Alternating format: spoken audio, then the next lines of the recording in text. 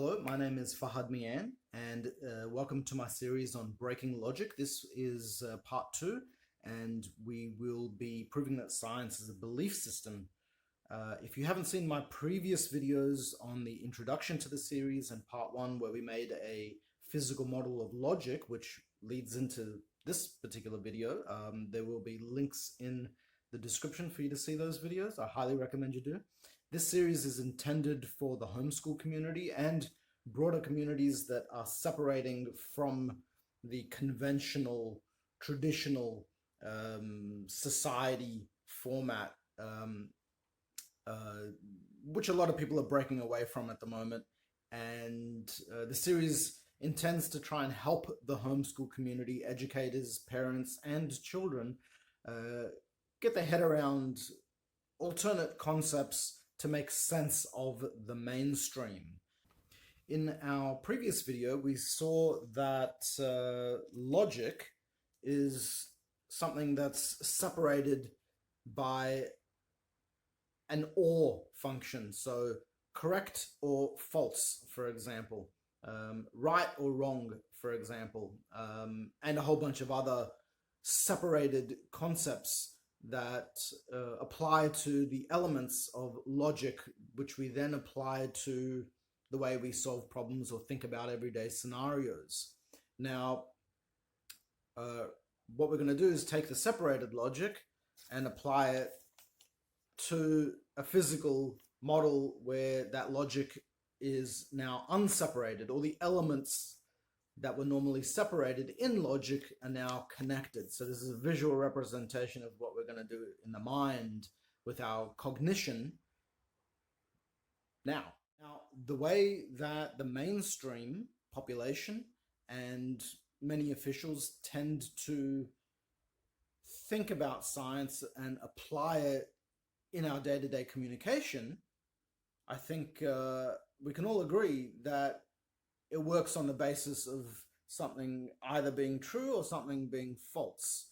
That tends to be how the mainstream works on outcomes and tries to solve problems using science or referring to science.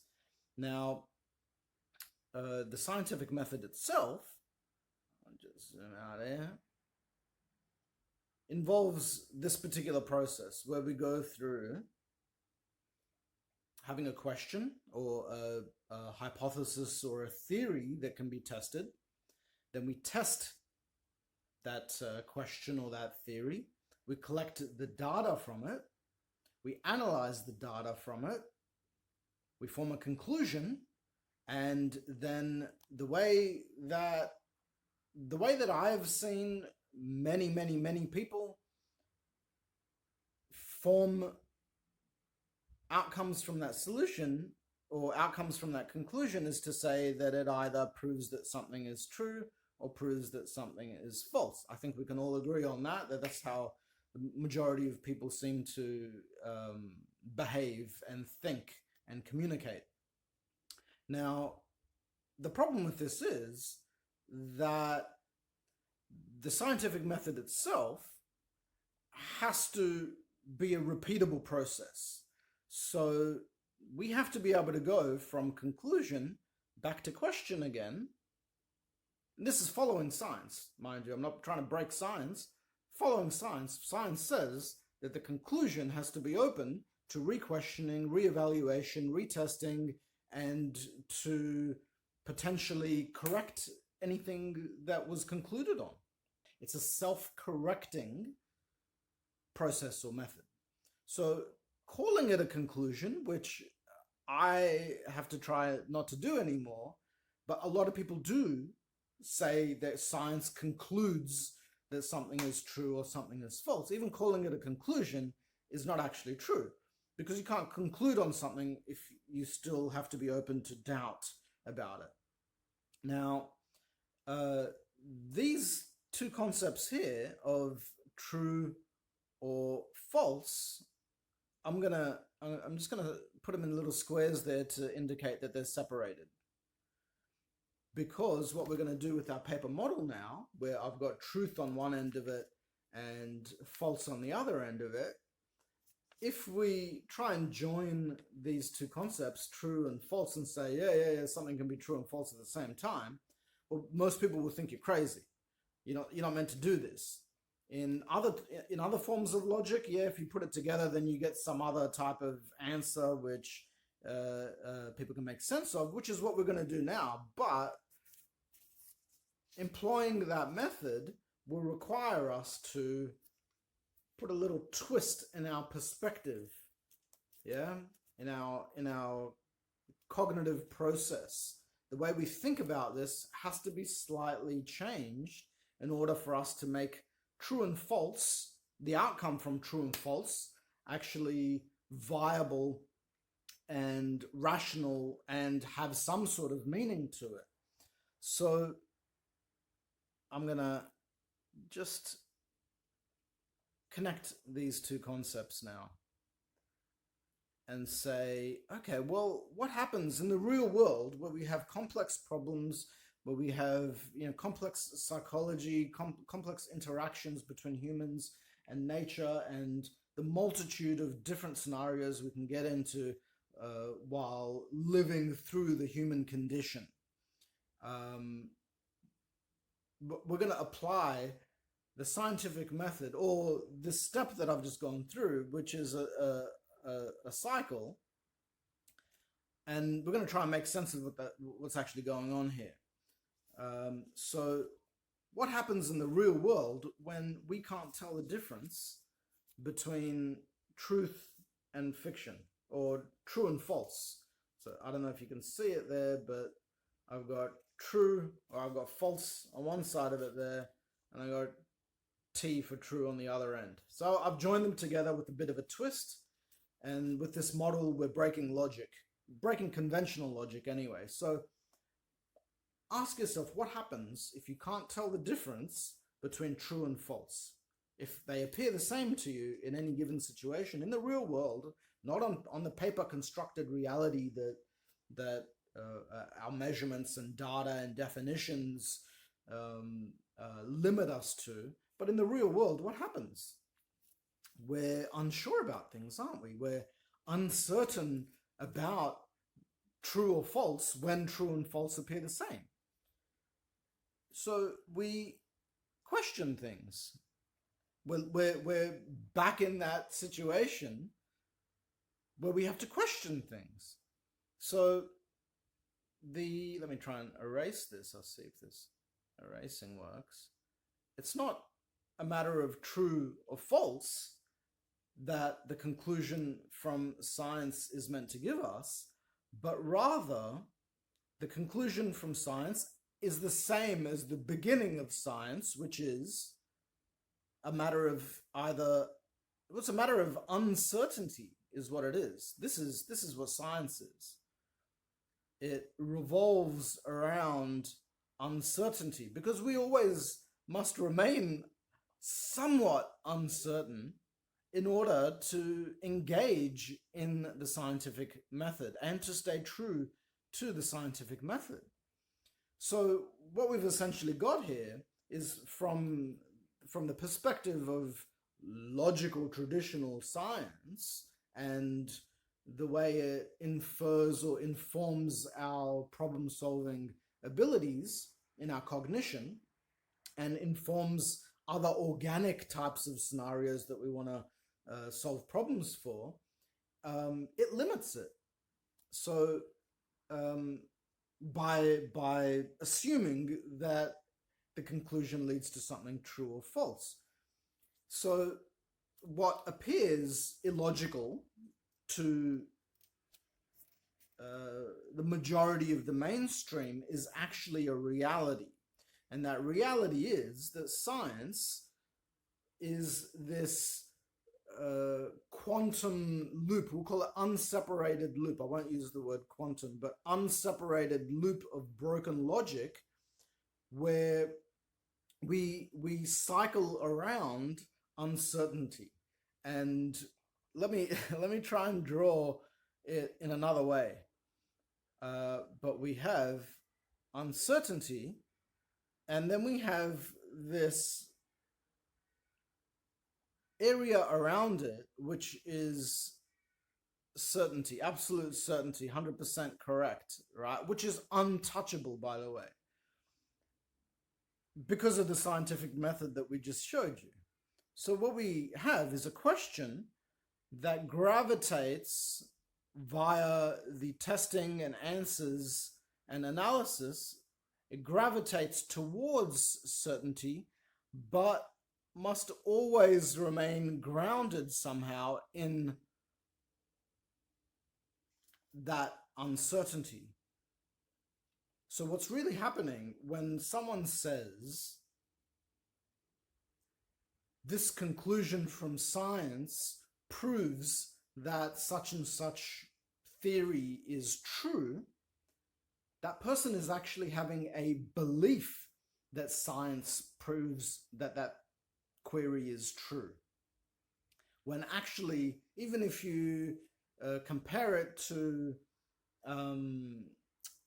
court proceedings where there's a jury and a jury has to decide on whether some crime or some claim occurred or not, then that jury is asked to go and deliberate and decide on an outcome without any reasonable doubt. So they're tasked with removing reasonable doubt, which is the same thing as adding or removing certainty. It's the same process. So science is not a system of logic at all, but we treat it, a lot of people anyway, treat it like a system of logic where things can either be true or false. But it's not actually that. We can see by our shift in perspective, which we forced ourselves to employ this shift in perspective and really think about what's actually going on, what really happens in the real world when true and false become inseparable. And all we've done is change the words that we use. We changed true or false to a matter of uncertainty to comply with the scientific method. So this is the scientific method. I'm using the scientific method and this physical model of logic, twisted, broken logic that we can manipulate to guide our cognitive process if we're having problems with it. Or you can just imagine this, but I think for younger generation, it's good to show, because it's not actually a matter of true or false. It's a matter of perpetual uncertainty. And that is really the only thing we can ever know about the real world, is that we'll never know everything about the real world. Because this is related to communication, it's related to cognition, it's relating to the way that we perceive the outside world and how we communicate and solve problems in the outside world. I'll show you something here, which I saw the other day. Now there's a principle called linguistic relativity. Linguistic relativity. And we'll see on the Wikipedia page for it. Now, I understand Wikipedia is just Wikipedia. We shouldn't take it as gospel or anything like that. But it's an indication of what people in general think or are being told to think. With linguistic relativity, which is known as the Sapir-Whorf hypothesis,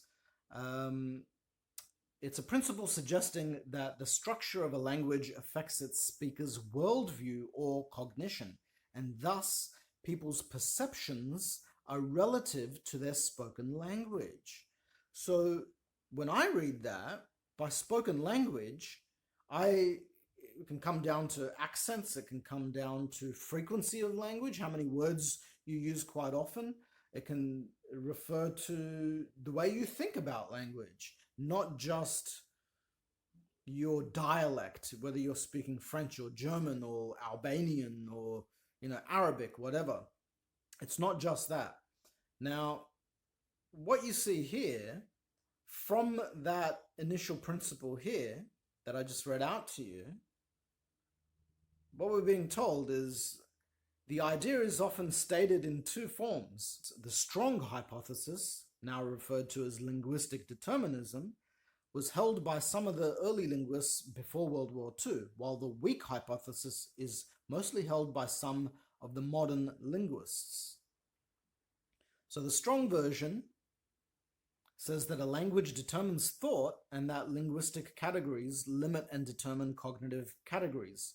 This version is generally agreed to be false by modern linguists. The weak version says that language, categories, and usage only influence thought and decision. Research on weaker forms has produced positive empirical evidence for a relationship.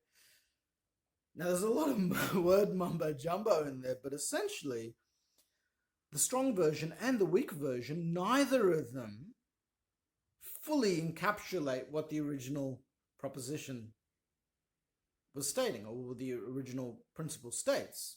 So you've got this splintering of either this or this now, separated from the original principle, which I think is real. Because if you talk to any, or almost any couple that has conceived. Now, I'm sure that many people will have heard this phenomenon, where a couple conceives and they go and start researching maternity type stuff, prams and strollers and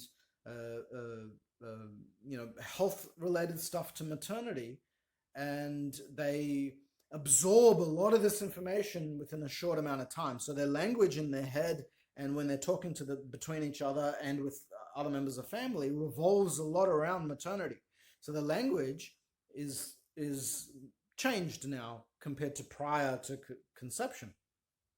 Then they go outside in the real world and they start noticing a lot of pregnant women or people pushing prams with babies in them, as if the frequency of these occurrences in the real world that they're observing has increased along with their language, but it hasn't increased. It's just their perception of the world that's increased. Same thing happens when you're buying a new car, and you've decided on what make, model, and color you want to buy, and you start researching it and calling up the dealers and looking at brochures and catalogs, talking to your friends about it.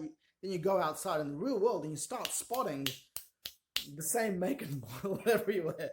It happens. It's like I can't deny that this happens, but prominent linguists will deny that it happens. I'll link to a video made by John McWhorter, who is a CNN advisor on linguistics, and he's got, I think he's a professor at Cambridge or something like that.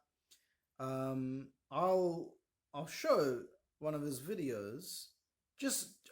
I want to read through the comment that I made on this video, and it's not for the purpose of promoting myself, but just so I can read back what I wrote. So John McWhorter, Why the World Looks the Same in Any Language. So he goes through and tries to debunk the principle of linguistic relativity by confusing the hell out of himself. So this is what I saw of his video. He says the terms in the second mentioned proposition are obscure or not implicit. Then says it's not true. Then says it's true, but not how we've been told by teachers. Then he says, what does worldview even mean? Then he says it works in some limited manner, mostly while taking the term language from the first principal proposition to mean national cultural dialect rather than the other treatments of the word language. I'll admit I'm just an amateur when it comes to this, and I haven't researched beyond basic definitions. But 15 minutes in, and this guy seems all over the place. His take on the two initial principles is not how I would have interpreted them at all. Someone responds, well, what doesn't matter about the responses. But that's essentially, I'll link to this video. You can try to listen to it yourself and see if what I've said in the video is actually accurate. Now, why is he saying that this, isn't a thing? Like the entire premise of this video is that the language that you use doesn't inform your cognition or change your cognition or inform or influence your perspective of the real world, of your worldview, right? Why is he saying that it doesn't happen? And then say that it does happen in some way, but then it doesn't happen and ends up confusing himself. I have to question, why is he doing it? And it seems to me that at some stage, that original principle that's stated there in the Wikipedia definition or description has been split in a way that the truth of the original proposition in between the split gets clouded or colluded or confused, so people only argue the two concepts that are meant to be confused. This is called a false dichotomy, a separation of something to create a conflict between two things in an either-or situation, when either or, it's not a matter of either or. You have to look through that separation that's been created in order to see the real truth between it. And if I'm using my hands as a kind of visual descriptor, but I can see of linguistic relativity, the description of this principle has been split. And the thing is that your words affecting your cognition, affecting your worldview, those three things having a relationship, is exactly how brainwashing and indoctrination actually works. That's how it works. But they're saying, we've got prominent linguists saying that it's not true. It's been split and it's not true. So that split is, to me, is a metaphor for the brainwashing and the indoctrination that occurs all the way up to the propaganda that we see on mainstream media, telling us to be in conflict with one another based on male or female, or left or right, or liberal or labor, or injection or no injection, or anti this or pro this, or a believer in this or a denier in this. And hold on, like these are false dichotomies. These are false conflicts being created for the most part, which seem to create a false idea of the world around us, and that there's actually a lot of conflict in the world around us, when if you ignore what these mainstream narratives keep saying, and you go and just talk to people in the real world who are also a little bit separated from this propaganda, you'll see that no such conflict exists in any heightened way. And people, for the most part, get along like as astonishingly little sexism and racism out there. That's what I've found. And I implore everyone to go outside in the real world and just talk to people and put aside any expectation that they're going to be racist or sexist or conflicting in any sort of way, and just get down to basic things like planting a tree or talking about nature or whatever, right? Something that's completely separate. And you'll find that we have a lot more in common than the propaganda seems to infer and push onto us. So this separation, this conflict, to me, I can see it stemming all the way down to this definition right here, or this description on linguistic relativity on Wikipedia, where you can see that the original truth of this proposition, where is it, or this principle here, which I've highlighted, the original truth of that, which exists in the real world. This phenomenon exists. I've experienced it. I'm sure that other people have experienced it, and it's not limited to the dialect of our, the country or our nationality, that particular dialect, but it's related, or it works in a much more subtle way and profound way. You can see that the truth of that gets split into two distinct untruths or dichotomies, and it directly relates to propaganda and brainwashing. And I'll put I'll put a link to John McWhorter's conference speech presentation here. You can decide for yourself.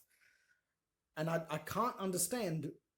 I can't wrap my head around. I have to try not to say the word understand, because it implies that I'm standing under something. But I have to try and wrap my head around why these prominent people are saying that this is just a, pseudoscience, or that it's not true, when it clearly is.